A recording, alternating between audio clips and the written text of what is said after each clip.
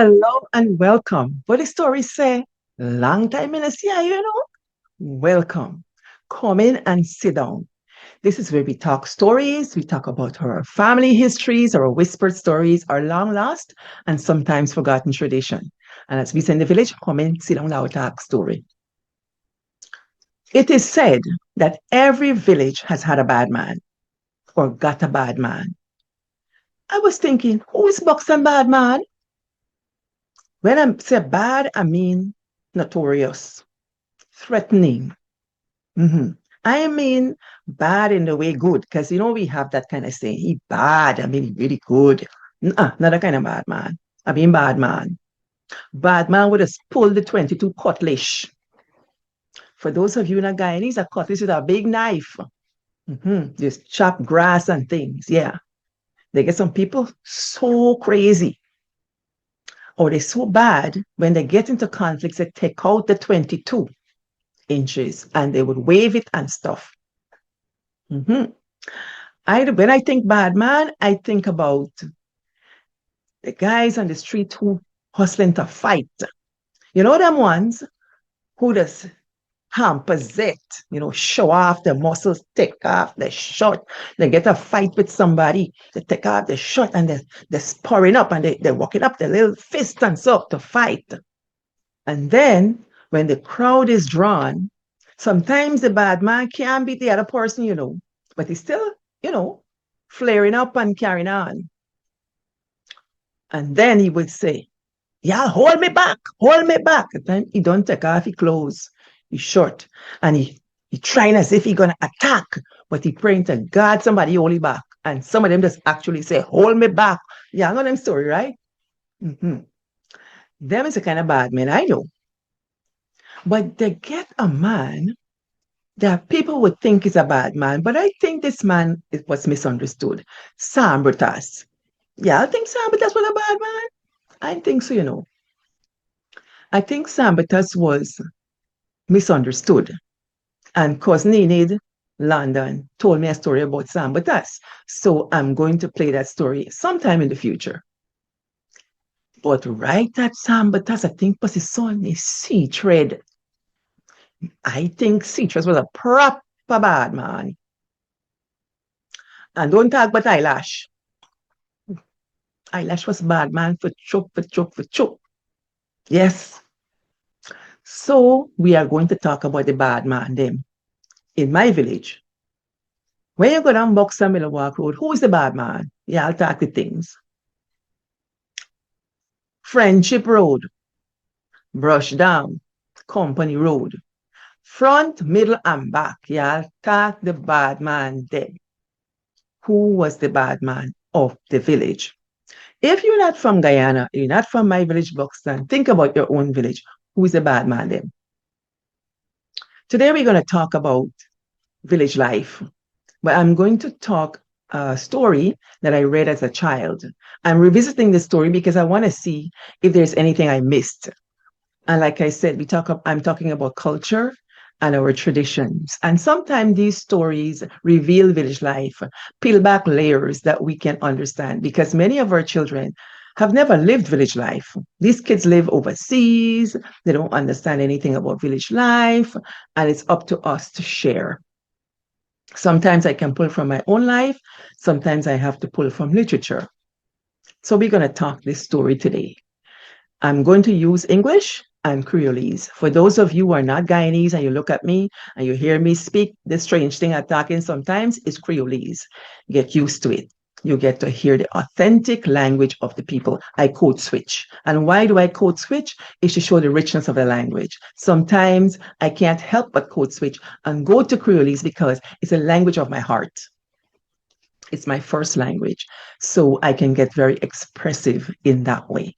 So come aboard, get an experience. I'm going to tell this story by Timothy Callender. I think he was Bajan from the island of Barbados. Bajan people, who was a bad man? Trinidadians, we a bad man. Jamaicans, we a bad man. And talk about Jamaica. La la. Y'all see what happened there? My heart go to the people. For the past couple of nights, I would watch and watch and watch the devastation just praying for the people. Let's hold them up in our prayers. So back to the story. I'm going to tell this story. I'm going to be reading it from partially from my iPad. So if you see me looking somewhere else, that's where I'm going. People, I get a whole lot of trouble. I got a new computer. I didn't realize it doesn't have a port for the SD card. So I can't use my big camera over there. Nowhere to put it. Um, it's a lot of craziness. So I'm basically recording this on Zoom. I got an external camera. I got my phone up there. Let's see what quality of video we get. So, an honest thief. Right away, we know we got problems. How thief can be honest? Y'all tell me though. Honest thief? Hey. So when I was in second form, I learned that this contradiction is called an oxymoron. An oxymoron. That's what the contradiction is called. So here we go. Let me set up my camera a little bit. Yeah. And so I'm going to read. Every village has had a bad man of its own, and St. Victoria Village was no exception. It had Mr. Spencer. Mr. Spencer was a real bad man. Not even Big Joe would venture to cross his path. Besides, everybody knew that Mr. Spencer had a gun, and they knew he had used it once or twice too. Mr. Spencer didn't ever go out of his way to interfere with anybody, but everybody knew what happened to anybody who was foolish enough to interfere with Mr. Spencer. Mr. Spencer had a reputation. Now, at that time I'm speaking of, every morning Mr. Spencer got up, he made the sign of the cross, and went and cleaned his teeth. What's up with these old people making the sign of the cross? You know them people? I remember. He would clean his teeth, then left the house and went to the open yard to look at his banana tree. He had a lovely banana tree. Its trunk was beautiful, long and graceful, and the leaves wide and shiny. And in the morning, with the dewdrops glinting silver on them, it looked like something to worship. At least Mr. Spencer thought so. Mr. Spencer's wife used to say to him, "But Selwyn, like you're bewitched or something. Every morning as God send, I see you out there looking at that banana tree. What happened? Is you a woman or something?" Ooh la la. She mouth hot, you know? She mouth hot. Don't tell me it's starting to go dotish. Mr. Spencer would say, "Look, woman, mind your own business, eh?" And if she was near him, she would collect a clout around her head too. Can you believe in second farm I reading about man beating woman? Can you imagine that? Clout around the head. This Mrs. Spencer woman, I've been thinking about her all week. What manner of woman is this? Anyway, let's go on with the story. So one morning, Mrs. Spencer got vexed and said, "You're going to have to choose between me and that blasted banana tree." Blasted been in the book, you know? Hey, we get license for course. "Okay, you can pack up and go as soon as you please," Mr. Spencer said. So Mrs. Spencer went home to her mother. But when all was said and done, Mrs. Spencer really loved her husband. So after 2 days, she came back and begged for forgiveness. Lady, what do you? She begged for forgiveness. A man and woman story, as it is said in the village, teeth and tongue must bite. Mr. Spencer said, "Good, you have learned your lesson. You know just where you stand." "Yes, Selwyn," Mrs. Spencer said. He humble she. "That is a good tree," Mr. Spencer said. "When them bananas ripe and you eat them, you'll be glad I take such good care of the tree." "Yes, Selwyn." The banana tree thrived under Mr. Spencer's care. Its bunch of bananas grew and grew and grew and became bigger and lovelier every day. Mr. Spencer said, "They can win first prize at the agricultural exhibition, you know, Ellie." "Yes, Selwyn," she said. Oh my goodness, the man beat the woman into submission. And now, every morning, Mr. Spencer would jump out of bed the moment he woke and run outside to look at his banana tree. He would feel the bunch of bananas and murmur, yes, they're really coming good. I'm going to give them a few more days, he would say every morning. Monday morning, he touched them and smiled and said, they're really coming good. I'm going to give them a couple days more. Tuesday morning, he smiled and said the same thing, a couple more days. They're really coming good. Wednesday morning, and so on, and so on, and so on. The lovelier the bananas grew, the more Mrs. Spencer heard of them all day long. Mr. Spencer would get up from his breakfast and say, I wonder if the banana tree all right. Ellie, you thinks? Look, I better go and give it a little water with the hose. Or he would wake up in the middle of the night and say, but Ellie, I wonder if the banana, if the temperature right, if it ain't too cold for the tree. Look, you better go and warm up some water and put it at the roots along with some manure. This is obsession over much. Go along right now. And Mrs. Spencer would have to obey.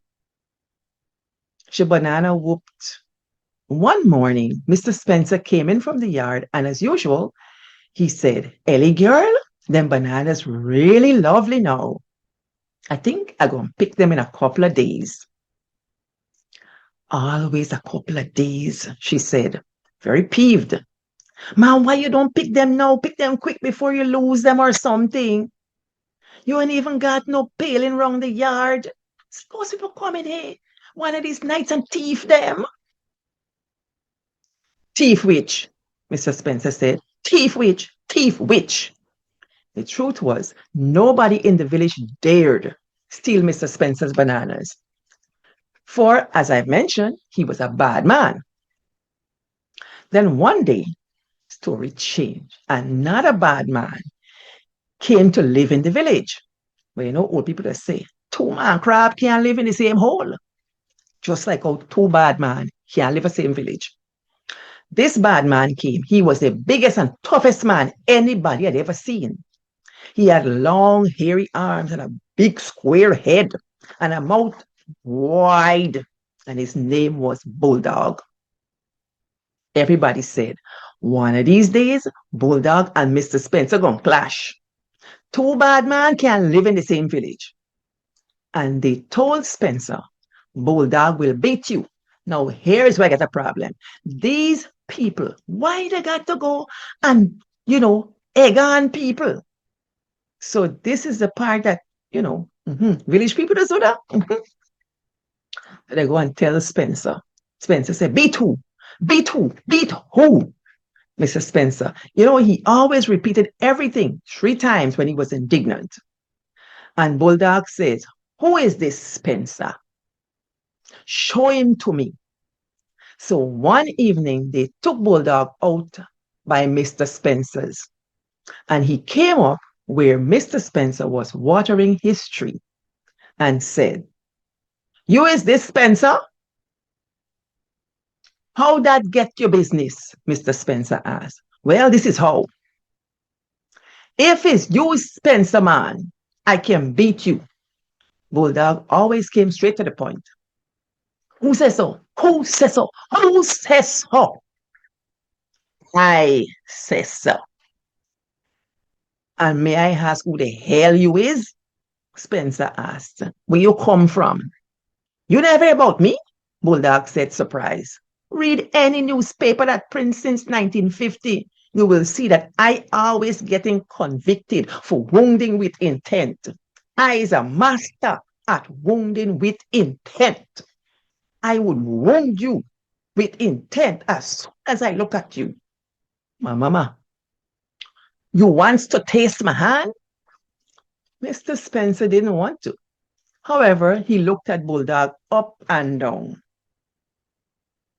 and said, well, I ain't denying you might stand up to me for a few minutes. He paused for a moment and then he said, but I bet you ain't got a banana tree like mine. Oh, Spencer. He had Bulldog right there. It was true that Bulldog had a banana tree. And seen alone, it was a very creditable tree. But besides Spencer's, it was a warped little relic of a banana tree.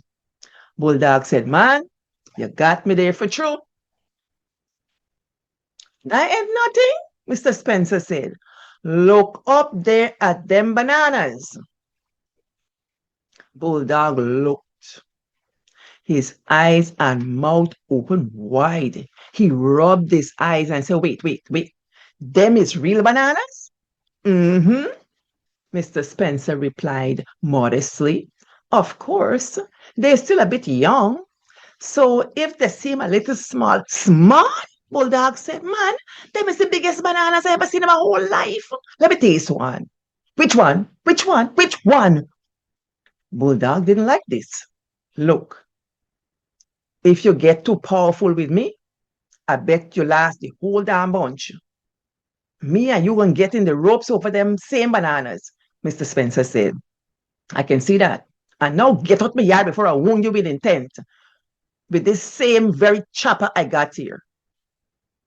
Spencer got chopper like he caught leash, like he 22. Thinking about this story, I'm thinking, why getting like what they call, there's a literary term, they call it. It's skipping me now, but I can't remember. But anyway, we are privy to Spencer's boastfulness. But why does he have to boast? We can see he's going to get in trouble. He didn't have to show the man his banana tree, but it was went to his head. You see, this common sense he doesn't have. So Bulldog left. But he vowed to taste one of Spencer's bananas if it was the last thing he ever did.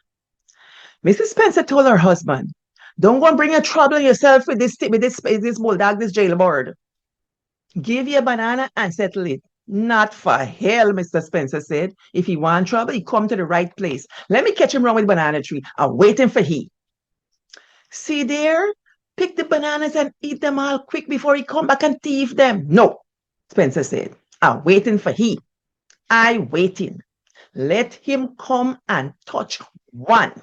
Just one. And see what he get. A few days passed. Bulldog tried to forget Mr. Spencer's bananas. But he couldn't put them out of his mind. He did everything he could to rid his thoughts of this big, beautiful bunch of bananas, which tempted him that day in Spencer's yard. Then he began to dream about them. He talked about them even in his sleep. He began to lose weight. Oh my goodness. He began to lose weight. God, I see you envy people think. But they get some people like that. They see you get your thing and they grieving for it. Yes, this man lose weight. And every day when he passed by Mr. Spencer's land, he would see Mr. Spencer watering the bananas. But why he passing by the man land every day? You see, he courting this problematic cat. Anyway, he would see Mr. Spencer manuring it or just looking at it, admiring it. And the bananas seemed to wink at Bulldog and challenge him to come and pick just one, just touch one. One morning, Bulldog woke up and said, I can't stand it no longer. I've got to have one of Spencer's bananas today. By hook or by crook. I will go out and ask him right now. This is the hook part. You're going to go out and see right now. So he got up and he went to Mr. Spencer. Mr. Spencer was in the yard feeling the bananas. He was saying to himself, boy, these looking real good. I'm going to pick them tomorrow. Bulldog stood up at the edge of Spencer's land. He didn't want to offend him because after all, he come for beg. He didn't want to trespass. So he called out, Mr. Spencer, please, can I have one of your bananas? Bulldog said, please. Hmm.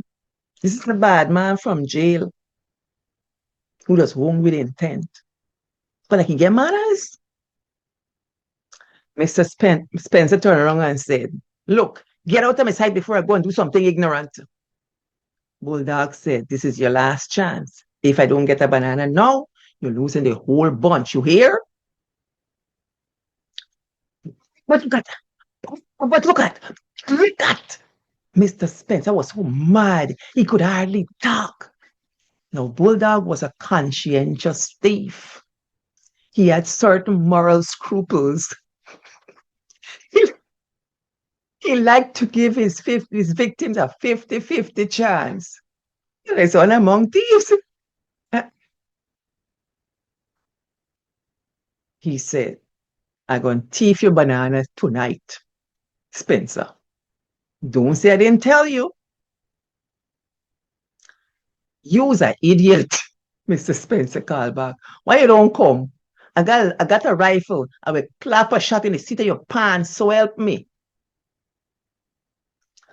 Anyhow, I'm going to thief your bananas, Bulldog said. I can't resist it anymore. Come as soon as you're ready, but anything you get, you go take. That's okay, Bulldog said. I'm taking all of them. Mr. Spencer pointed to the sign under the tree. It says, trespassers will be persecuted. And for you, persecuted means shooting. Bulldog said nothing more, but went home.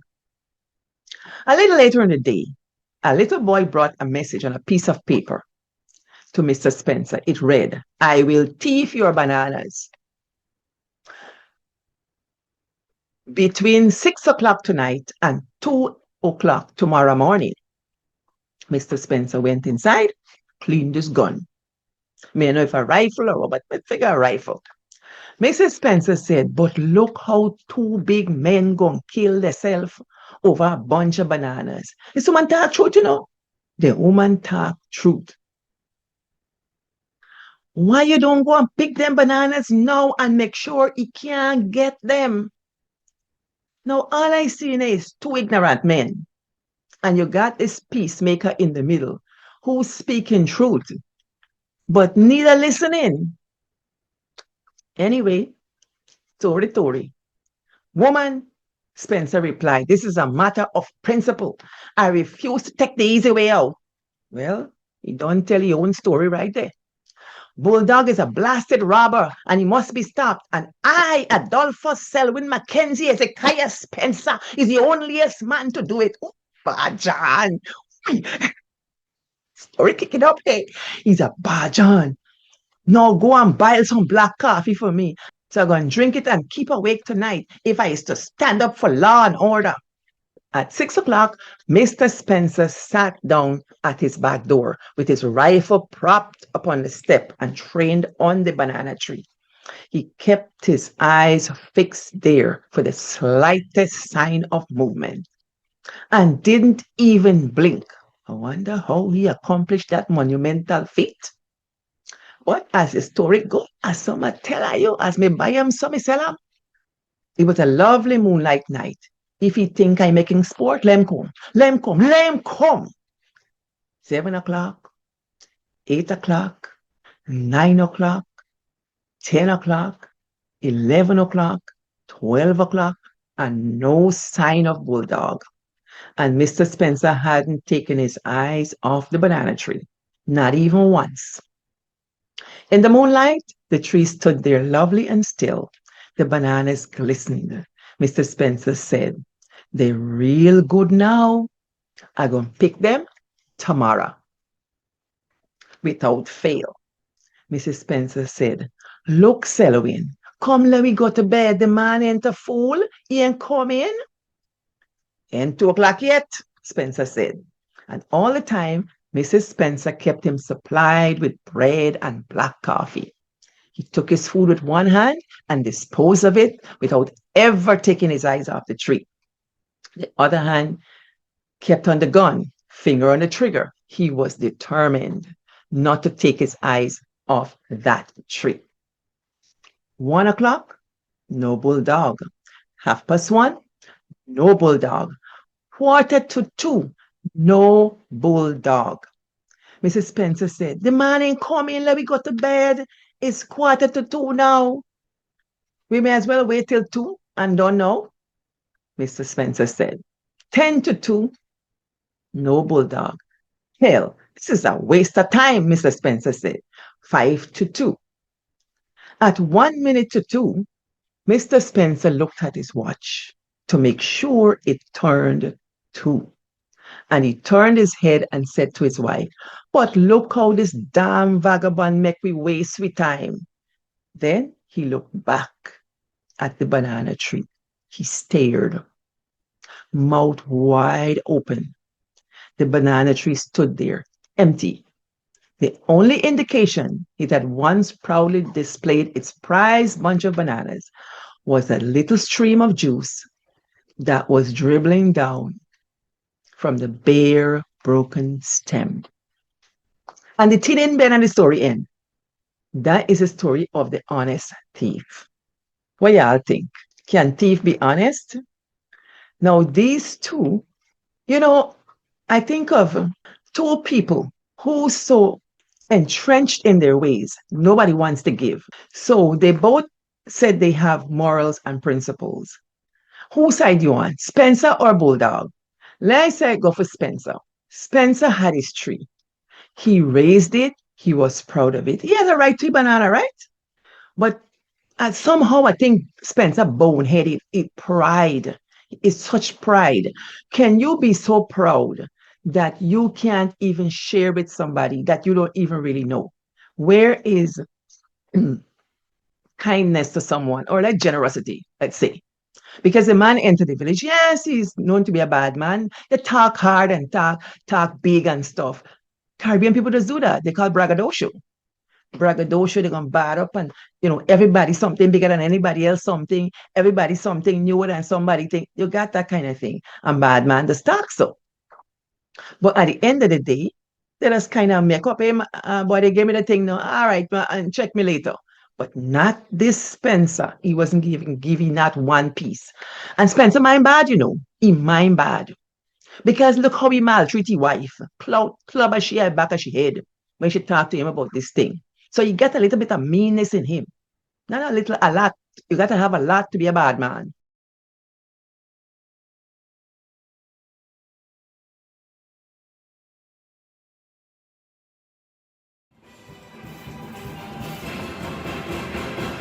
If you like this, share with your friends and relatives, spread the word, like, subscribe, follow, and tune in next week for more knowledge. Thank you.